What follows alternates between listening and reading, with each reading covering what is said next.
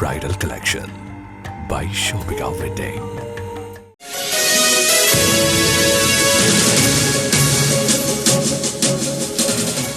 നിലമ്പൂർ നഗരസഭാ പരിധിയിൽ ശല്യക്കാരായ 6 കാട്ടുപന്നികളെ വെടിവെച്ചു കൊന്നു. ഷൂട്ടറായ പത്തപ്പിരിയം അഹമ്മദ് നിസാറാണ് നിലമ്പൂർ നഗരസഭയുടെ വിവിധ ഭാഗങ്ങളിൽ നിന്നായി 6 കാട്ടുപന്നികളെ വെടിവെച്ചു കൊന്നത്.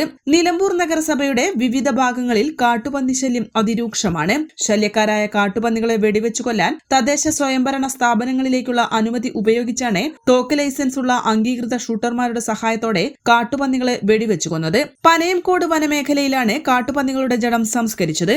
N4 news Nilambur. 20 വർഷത്തിലേറെ പ്രവർത്തന പാരമ്പര്യമുള്ള നിലമ്പൂരിലെ ഏക സ്വകാര്യ ആശുപത്രി PG medical trust hospital Nilambur.